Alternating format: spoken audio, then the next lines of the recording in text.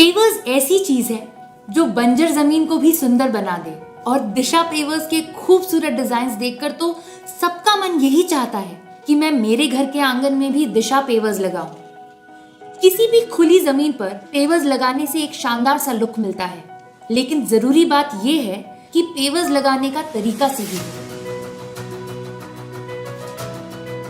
Pavers लगाने का एक विशिष्ट टेक्निक यूज किया जाता है जिसे हमें स्टेप बाय स्टेप फॉलो करना बहुत जरूरी है। स्टेप 1, प्लानिंग और लेआउट। सबसे पहले हम पेव किए जाने वाले एरिया के आकार को माप लेंगे और उस एरिया को मार्क कर लेंगे। स्टेप 2, गड्ढा खोदना। जिस एरिया में हम पेवर्स लगाने वाले हैं उस एरिया में करीब हम 12 से 18 इंच का गड्ढा खोदेंगे। इस गड्ढे की गहराई मिट्टी के प्रकार और किस तरह के व्हीकल्स इस पेवमेंट के ऊपर चलने वाले हैं उस पर डिपेंड करती है। स्टेप 3, नींव बनाना। अब हमने इस गड्ढे में गिट्टी भर दी है। इसके बाद अगले स्टेप में हम इसमें मुरुम भरेंगे। अब हम इस सतह पर पानी डालेंगे। पानी डालने से नीचे की गिट्टी के बीच में जो छोटी छोटी जगहें हैं वो गैप्स भर जाएंगी। इसके बाद हमें जो स्टेप लेना है वो ये है कि कॉम्पैक्टर से सतह को मजबूत और सख्त कर लें। Step 4, stone dust layer. Stone dust की लेयर का और एक बहुत बड़ा फायदा होता है, वो ये कि इस परत की हल्की सी ढलान के कारण पानी एक जगह ठहरा नहीं रहता, वो बह जाता है। इस सख्त बेस पर अब हम पथरीली धूल का एक लेयर तैयार करेंगे। पानी डालने के बाद गीली धूल की परत को एल्युमिनियम बॉटम की मदद से हम ठोस बना लेंगे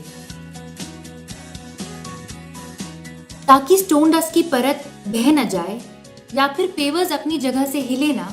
हम इस चीज के लिए एज रिस्ट्रेंट्स लगाते हैं।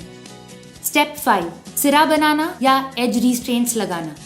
एज रिस्ट्रेंट्स कंस्ट्रक्ट करने का ये मतलब होता है कि हम हमारे पेवर्स के किनारों पे एक छोटी सी कंक्रीट की दीवार कंस्ट्रक्ट करें जिससे हमने जो रेत भरी है वो बाहर न जा सके।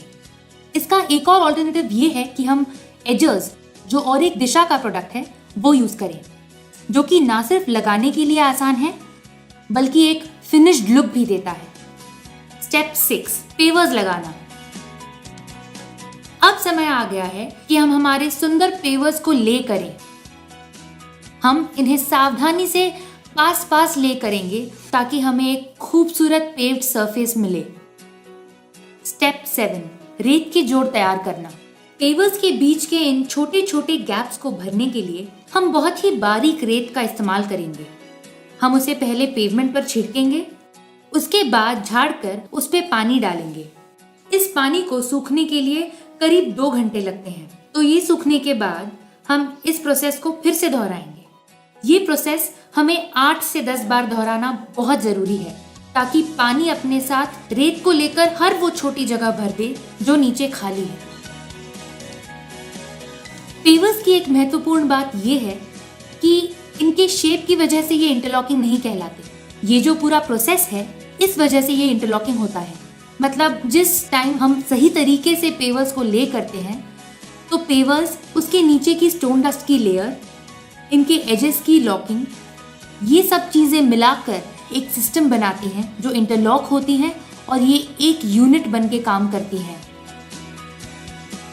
ये पेव्ड सतह भारी वजन तो बेयर कर ही सकती है, लेकिन ये हमारे पर्यावरण यानी कि एनवायरनमेंट की भी बहुत मदद करती है।